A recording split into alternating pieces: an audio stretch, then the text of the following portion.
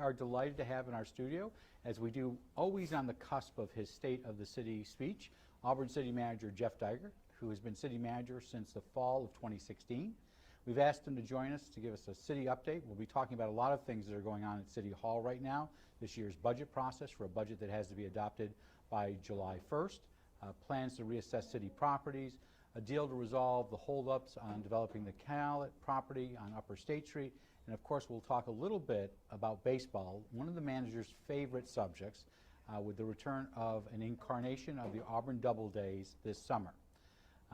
So welcome back to Inside Government. Delighted to have you here. So how are you and your family? It's been a couple months. I think we had you here last in the fall. How are you and your family dealing with COVID? That's same as everybody else. I think we're sick of each other a little bit right at the moment, right? And everybody's well, you have a teenager, am I correct? Yes. Okay. Yes. Have you been vaccinated? I have. And how about city departments and personnel? We don't keep a definite list of that. We don't know name by name, but we've got a good sense that we've got a really good vaccination rate right now for our city workers. There was a lot of interest in it, and you can't mandate it. It would have to be mandated likely by the federal government or the state government. Correct. We could incentivize it, but for most folks, if they wanted to get it, we've arranged for them to have it. And I know in some cases you had departments and department heads helping with the vaccinations down. You borrowed people from some departments and brought them down to BOCES to help with inoculations and that early on. Yeah, I'm really happy to say that we have not forced anybody to take on those extra different duties, but we've had a tremendous amount of support from our employees at all levels and throughout all departments.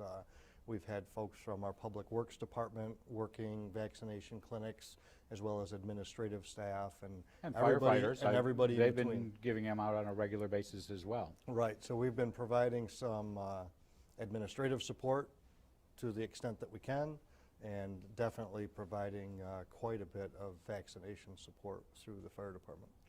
So at this stage, we're a year, unfortunately, into this. What's been the biggest challenge for you as the city manager when it's come to COVID? Communication. Communication's been I think, our biggest hurdle. And when I say that, I mean not necessarily even within our own organization, but the communication from the federal level on down, from the state level on down. So up the chain versus... Yeah, it makes it really difficult. Because I think right? I just received an email from the city. I'm on some list. The number the age has been reduced to 50, and the city's been doing a good job getting that information out. So what we did early on is we established a phone line with the intent to help folks that were either didn't have access to the internet or just weren't good at navigating the online portals and things like that. So we set that up very early on, hoping to really focus in on the elderly population that may have some barriers there. But what we found is we partnered with the hospital to help them get people into their clinics. We partnered with Cayuga County Health Department to do the same thing. Then we ended up partnering with East Hill Family Medical. And again, the whole thing about communication and cooperation is from New York State, each one of those entities had different rules they had to play by. Are you worried now that the governor, I'm not talking about the politics of it, forget that aside. Obviously the legislature may or may not, depends on which member of the legislature you ask, has taken away some powers for the governor, and Assemblyman Lamondes will be here next week and he'll give us one view. Are you worried that now you're going to have 62 different views of how you're going to, where it used to be centralized with the governor making those decisions, now it's decentralized? Is that a bigger worry? It may slow down the process, and of course you know my emergency services background, and in a time of an absolute crisis or emergency, you can't have all that bureaucracy, right? Do you think we're over that hump? I understand that. I think we're beyond that now. I think we're in, I guess what you would call, we would typically call the recovery stage. So there's more time to contemplate policy and things like that. So let's talk about something positive. on the COVID front. You're going to get some money Okay, from okay. the legislation signed by the president, I think 3 weeks ago now. Right. Does the city have any idea how much you're going to get from Washington? We have been told that we'll get just north of $22 million. And what will that go for? We are still awaiting official guidance, right? So there's been some verbal claims made by various folks at the federal level. There's a lot of discussion going around. Different media outlets have put different information out there. What we know we can do, what we're fairly confident we can do, is we can reimburse ourselves for revenues lost due to COVID, expenses that were attributable to COVID. We want to be careful about those things because we can already recoup some of those costs through FEMA. So we want to And you make want to sure also that. make sure you're well documented. Correct, right. So we've done that from the very beginning. Right at the moment, it looks like there is a focus on broadband, water, and sewer, oddly enough. So these are one-time funds, as you understand it right now. Correct. Do you have a timeline where you must spend them by? Because I know that So was, the total thing, right, so as you mentioned, approximately 2 or 3 weeks ago, the announcement was made, or the legislation was passed. Within 60 days of that passage of that, we're supposed to receive those funds to us. A year from that date, we'll receive the other half. We'll get half of them Okay. within the next because I 45 know days. Neil roughly. O'Brien was sitting in that seat, the superintendent of Port Barn, on Thursday, and he said, we're still waiting for guidance. Is it for this year, for next year? And they Right. were waiting. So on that. ultimately, what we have seen is that the funds will need to be expended by December 31st of 2024. So take out those expenses that you've incurred already and those not covered by FEMA. Do you see these as being one-time funds that you will do towards projects that don't have a recurring expense? So let me give you an example. One of your predecessors, Bruce Clifford, who was city manager, I think for a part of the time when you were in the department, but for a long time before that, in his 24 years, when he received federal funds like that were one time, he put them to capital. He didn't necessarily put them to staff. Is that what you see, as these are things that you won't have a reoccurring cost to? Right. More than likely, there's going to go to, capital expenditures, either things that are planned, potentially to pay for things that are already in the process. We've got to look at all that. We have to really analyze our current budget situation, cash flow, and see what the parameters around these funds are going to be. You know, if you could put your stoplights on broadband, you might be able to get them timed. No comment, manager? No, it's always just one of those. It's never going to please me. One of those things that never seems like there's going to be a good solution to that. So let me shift from that. We'll come back to the budget at the end because you have a budget that's due on July 1st. You'll be rolling that out. Yep. A couple of projects you've been working on, Callets. So last week you were on the Wednesday morning roundtable, you and your staff. Yep. You talked about a couple of projects. Let's talk about them real quickly. Callets building, you have council approved drawings and Yep. a plan on Thursday. What's going in there? So that's going to be a public space, really. And it'll operate during normal times, and there'll be sometimes you can't do events at night, correct? Right, and that's that's a part of a larger discussion with a lot of the folks that operate businesses there or that own property there, especially those that have apartments upstairs. So, And most of those buildings on State Street, with the exception of the bank, do have apartments on the second yeah, floors. yeah. So the landscape down there has changed, no pun intended. But now we have residents that we have to consider their needs and lifestyle as well. So the big holdup in the past has been an agreement with Mr. Camardo on part of the property. You're transferring a parcel of property to him. Am I correct on that? Correct. He's not paying any expenses on that, but he will have to pay taxes on that at a future date. Correct, and he will be, as will all of the surrounding property owners, the contiguous property owners are all working in similar fashion, and they will be responsible for the build-out of their particular parcel that is signed over So to Mr. them. Driscoll, who owned a real estate, I don't know if he still owns that building, but he... No, it's been sold to the Muldrow Group now. Okay, and so he's already that land's been transferred. Yep. You have 3 other parcels together that you'll, Correct. and those are still going out there. Has Mr. Camargo released the city from any liability? Because that was a question in the past, am I correct? We're still waiting to complete documentation, but we've had great dialogue all along. He's been, you know, understanding of our needs. We spent a lot of time to understand his needs and everybody else in that area. So, But if you don't, you're waiting documentation from him, will you still do construction our plan is we're moving forward with the project. with or without his consent? Yes, we're moving forward with Okay. the project. So part of the money is DRI money, downtown revitalization Yep, money? about $1 million. And then where's the rest of the money coming from? It's a bond right at the moment. We have engaged a couple of foundations that had expressed some interest in the past, so if we can get some foundation support, we'd certainly welcome that. The other project that was talked about at the Wednesday morning round table was the fire department on Seminary. Where is that stand right now? At the Other than- corner yeah. of Seminary and In the Nelson. corner. I walked right into that. Yes, sorry.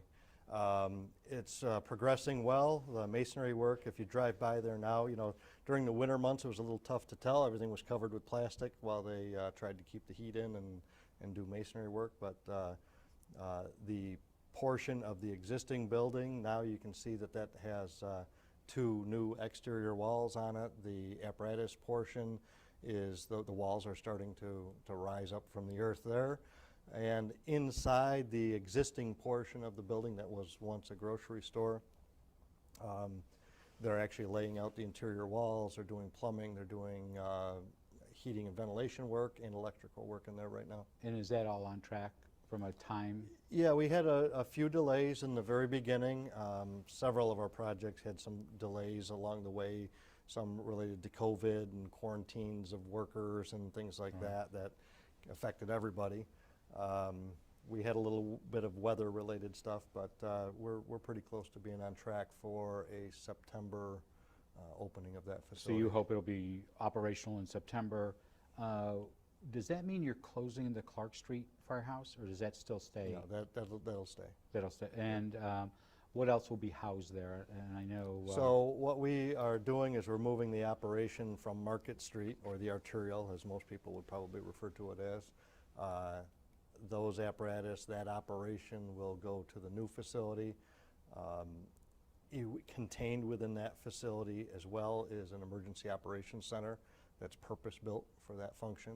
Currently, the county and the city don't really have an emergency operations center, which is recommended by Homeland Security to have those things. So we'll have that built out in there for use from the county or the city. And we are moving our IT functions out of City Hall and into that building because it will be a modern building more capable of supporting all of that infrastructure. So City Council, I want to say last month, or it might have been the month before, but I think it was last month, approved a reval of assessments. That will occur next year, or during this year to take effect next year? Correct. What does that entail? So at that, our assessor and their assistant will actually go out and they will assess, they will put eyes on every property in the city. So it's being done internally versus bringing in outside consultants? Correct, and that's the way it's been done for quite some time. So since 2014, you've tried to get it on a cyclical, so it would have been 2018, and this will be the 3rd round. Yep. You're trying to get this on a cycle. Yep, best practice. Does that mean that everybody should expect a tax increase next year? No, that's not the way it works. So really, you know, what we're... Maybe the perceived way it works, though. Correct, So explain correct.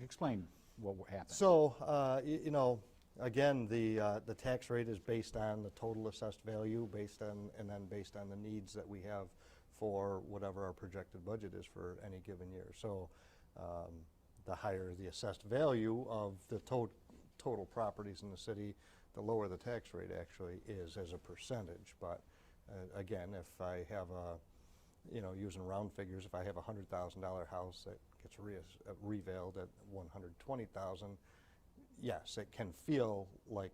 If the tax rate stays flat. Right.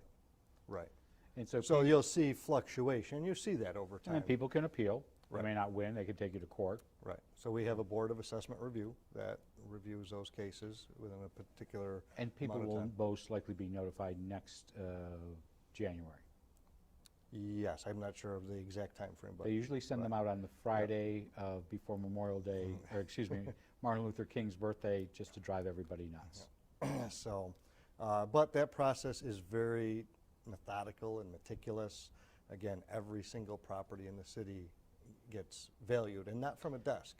They literally go out into the field and they will park in front of every home, every business, every parcel in the city, and evaluate it based on past information. And just so people know, there are about 10,000 properties in the city of Auburn. Yeah, there's a lot to do, so it becomes a very busy time for the assessor's office, and they look at things like, current sales, which is, that's a hot topic for us right now, because home sales seem to be pretty strong. It's a seller's market. And values are pretty good, so that will have an impact on things. I want to talk about two external items that we got questions on. One is that the city owns or operates now the Heritage Center, better known as the Visitor Center, correct? Yep. On that. The City Council recently was discussing its operations. I want to say that was about a month and a half ago.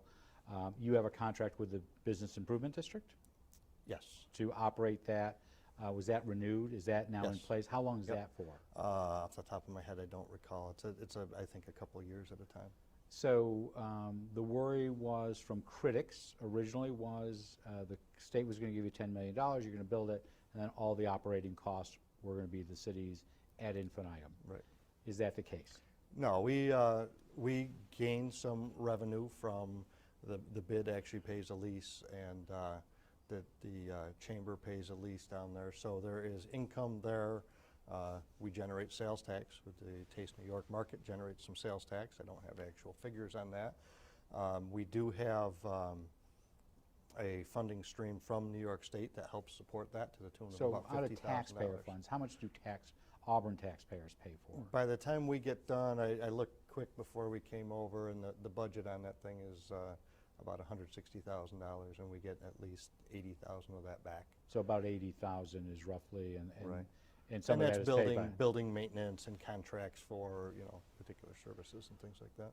So moving forward, the New York Penn League is no more as of Correct. now. Correct? But the city has come up with a deal, you have come up with a deal, with a new vendor to keep the name, the Auburn Doubledays, and some type of baseball at Falcon Park. So what do you Right. propose? I shouldn't say proposing because it was approved on Thursday night. Right. Or last Thursday.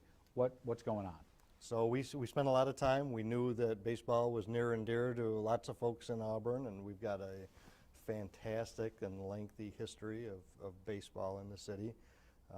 We wanted to make sure we did everything we could to maintain a high level of quality baseball, but we wanted ownership that was going to be engaged in the community and in it for all what we thought were the right reasons. And early on, before things totally fell apart with Major League Baseball and the New York Penn League, we were approached by several leagues, several team owners, prospective team owners, That wanted to buy the managers. They wanted to buy They the saw the asset. writing on the wall, and they wanted to get their foot in the door early on. So we had some lengthy conversations and relationships with a number of leagues and owners and prospective owners.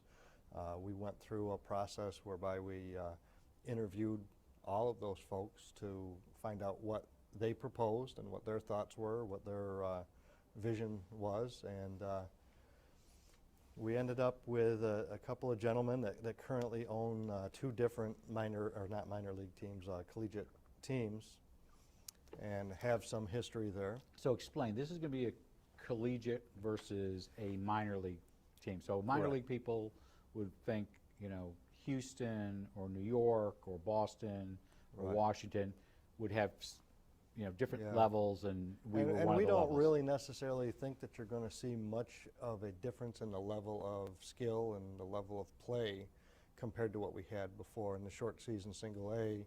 And there was a lot of entry-level folks hoping to get that big chance, right? And several of them did. So you'll still expect scouts are going to come and be looking at these players? Absolutely. The numbers I've heard is that in the last 10 or 11 years, there's been approximately 400 young players drafted out of this particular league. So Oh, wow. there's still going to be some activity. There's still some really So they own two other good. teams where? So Are they Batavia? and Bob Oman, one of the owners of the new franchise, owns a franchise in this same league in Geneva. Geneva, okay. And the other gentleman, Don Lewis, owns a franchise in a different league, the New York Collegiate Baseball League in Pennsylvania. Okay. And so I know Mr. Oman will be here next Tuesday. He'll be here a week from now talking a little bit about this. So they operate the teams for you.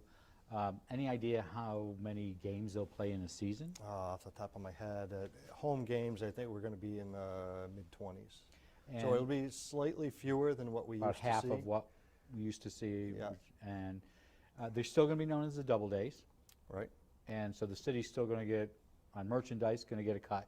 Yep. So there was a variety of opinions on that in the community and whether it should have a whole new name or not. But we thought that, you know, seeing there is a local connection to Abner Doubleday, that it would be nice to keep that name and that name recognition. But from a revenue side, that's a good thing for the city of Auburn. Right, so we are not going to forfeit or sell or relinquish our rights to any of the trademarks or the name. So we have an agreement in place. We're waiting to finalize that agreement for use of the trademarks and to, again, get some of that revenue. So are they going to pay you for use of the field? Yes, And has that been worked out? yes. That was part of the agreement that was Approved, agreed yeah. to a few weeks ago. a And couple so weeks how ago. much will you get on the revenue side on that front? It's not a tremendous amount, but it is based on pretty much the same type of a rate that anybody, if you had a ball team and you wanted to utilize Falcon Park yourself, you'd pay a rate. So based on the And you number of still have the games- college there. Absolutely. and they're We paying your still have the bonds. college, we still have the high school, we have now this new team, which instead of us propping it up, they will stand on their own and be a revenue stream. And there's been a tremendous amount of interest in Falcon Park for baseball teams, softball teams, soccer, lacrosse, all across the board. It's the busiest we've ever seen it down there. No concerts, though, at this particular stage. No, we're going to stick with some Sports. stuff that's relatively Low noise. simple, right? Okay. So how long is this agreement? Their agreement is 3 years. And in the past, when you had the Doubledays there as part of whether it was Washington or Toronto or Houston, city crews had to maintain that. Is that still going to be the case? Yes, we're going to maintain the field. There are, just like there is in the agreement with the college, there are some basic provisions in the agreement that, in the case of the college, that the college has to do certain maintenance items, and in this case, the owner of this team will have to do similar things. So, as you know, there's COVID still around. Yep. So you have required, on behalf of the city, some safety protocols, correct? Right. So that means that you will not get a crowd of 2,000 there. Not that you did many years in a row. Right, right. But you are looking at reduced capacity, am I correct? Right at the moment, right? So I believe yesterday, there were some new rules that went into effect yesterday that increased the number of attendees that could attend an event like that outside, but it certainly was not a very large number. So- We'll continue to watch that. We will make changes as appropriate when we know what the guidance is. So three last questions on this particular front. How important was it, not necessarily for you, but for City Hall in general, to keep some type of baseball operation at Falcon Park? I don't know about City Hall in general. Or City Council? You know, at least from talking to me, that, you know, my baptism into baseball happened while I was in this position, and I grew into having a tremendous appreciation for The complexity. yes. It's not what a lot of folks, I think, imagine, but there is a tremendous amount of history there. I'm a huge history buff. I really hate to lose that history. So it was important, and it was important to try to do the right thing, because I know how how much attention there is to this. So this would have been, doing it this way might not have been as easy, but it would have been better for the city than selling the asset. The asset really had no value by the time we got done. Do you think you'll get any money from Major League Baseball? I don't know. It's tough to tell. We're still exploring that. There's several teams that have legal actions pending. So we got 5 minutes left. A couple of quick items. Chief of Police was here. Sean Butler's here 3 weeks ago. He is leaving at the end of July, or sometime in July. Yep. Have you named a replacement yet? I have not. We are working through the process to name a replacement, hopefully relatively soon. I was hoping by the end of March, but you know, we've had several things pop up that have slowed that down. But you are working with the idea that it'll be an internal candidate. Correct. It is also because you have a current list, which has not always been the case in the past. Correct. Yes. And this will be a decision by you and not the city council? Yes. Any thoughts on Chief Butler and his service? I'm glad Chief Butler was where he was when he was. Especially in the last year? In the last year, we've been through a lot. We've been through a lot together, he and his department and us as a city. We've been through a lot. And when I say us, I mean the whole community, not just City Hall, but there's been a whole lot going on. And whether you talk about the actual police reform and Executive Order 203, or just all of the discussions that happened through the summer prior to Executive Order 203.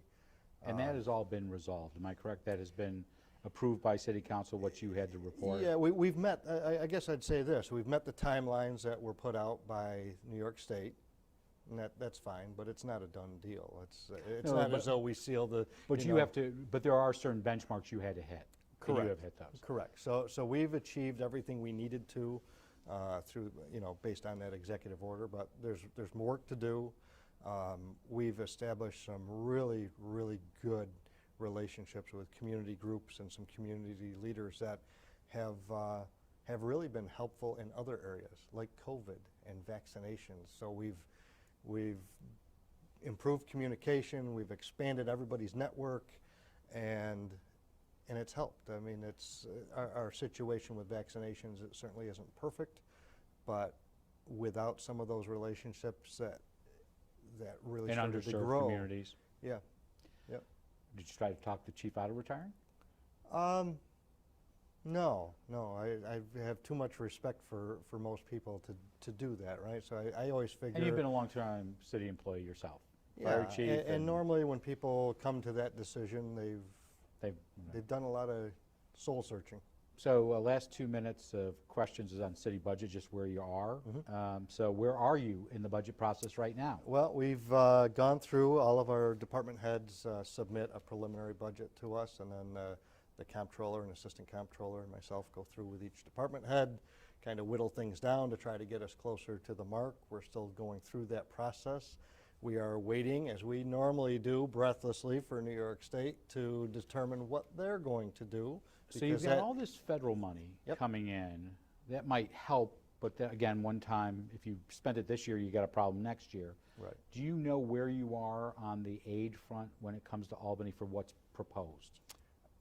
We have the governor's proposed budget, and then we have the volley back, right? Right. So on the governor's budget, are you in good shape, or are you short of what you had We hoped? would be short based on the governor's original proposed budget, or even the revised budget, based on what And that's due in 8 days anyway. Right, based on what our state representatives have proposed, we'll be better off than we have been for the last few years. So your expectation is you'll release the budget sometime in April? Correct. Do you see we'll have an increase in property taxes at this stage? We will probably propose a budget with a modest property tax increase for the council to discuss. And are your where are you on your sales tax revenues? Are they? Sales tax has been up and down. It's been actually much better than we had anticipated. If you recall, last budget cycle, Right. We didn't know what was going to happen, and council wanted to make sure we were safe, and they had us put in an incremental, basically a reduction in sales tax compared to the prior year. We've outperformed that, so our So sales that'll tax be a factor as you get the third Correct. quarter numbers? Yep. Last question is from, as I said, you and I talked about this on the way in. I have an 8-year-old contacted me about your budget because he's only got one thing on his mind if it isn't baseball, and that's about music and movies at Hoops Park. Yep. Last year, City Council rightfully had to cancel that because of social distancing and whatnot. You said vaccines are going much better. We've been seeing the reports about Central New York. Do you see that you might put that back in the budget, even though you might not approve it until July, to bring back movies? And it's not only Hoops Park, but it's also downtown. Right, right. So definitely a lot of interest in that from the community, from staff, from artists. We're not quite sure where we're going to fall with that right at the moment. We're leaning away from like the Memorial Day parade. It's too much too soon. We can't control that gathering, you know, as far as, you know, there's no way for us to logically control proximity of people and compliance with the regulations. Some of the smaller events, like you say, maybe music or a movie, things like that, we may be able to get some of those And things you may off have the ground. mask requirements and things of that Right, nature. right. So we always have to be careful. We want to make sure we're setting the example, at least, you know, to comply with whatever the current state mandates are. So Well, I know that Samuel will be very happy that you answered that question. So it's a question on a lot of people's minds. So I he's not figured. alone. So we do want to thank City Manager Jeff Dygert for joining us today. Hopefully we'll have you back in the fall. By that time, you'll have a fire department up and running on Seminary, and you are close to being up and running. You'll have the pocket park done on Callet, and you'll know how you've spent some of your federal money. Yes, we have a lot of projects going on that should wrap up by the fall. So Well, thank you for being with us today, and good luck with your State of the City speech tomorrow on Wednesday Thanks. with the county. Excuse me, with the Chamber of Commerce. On Thursday, we'll be back with Cayuga Seneca Community Action Agency's Director of Family Services, Frank Barr-Winzak. He'll be discussing with us the local spike in domestic violence incidents. Next Tuesday, we'll be back in the studio with a rare back-to-back Beyond the Front Page. As I mentioned, Bob Oman, who is with the group bringing the Auburn Doubledays back to Falcon Park this summer, will be here. And then we'll be doing a shorter Beyond the Front Page with David Pappert of the Healing Fields event at Hoops Park, which will be in Memorial Day weekend, and that is to help fund Operation Gratitude. On Thursday the 1st, we'll have New York State Assemblyman John Lamondes for an Albany update. He's a freshman who just went to Albany. And then in 2 weeks from today, we'll have Auburn Superintendent of Schools, Jeff Perazzola, to give us a budget update and where their budget is after the budget hopefully passes on in Albany on April 1st. And then on April 27th, it is our plan to bring you a Zoom forum, the first we've ever done here, with the candidates for the Auburn Large School District. I'll be moderating, and Citizen Executive Editor Jeremy Boyer will be asking the questions as usual. Before we go, though, we would like to let you know that you can send us your thoughts for guests or questions to Inside Government or Beyond the Front Page at 141 Dunning Avenue, Auburn, New York, or you can do it at cozguytho@aol.com. I'm Guy Cosentino for Cayuga Community College. We want to thank you for watching. We hope you have a good night, have a great tomorrow, and we will see you back here in the studio on Thursday. And in between and beyond that, be safe.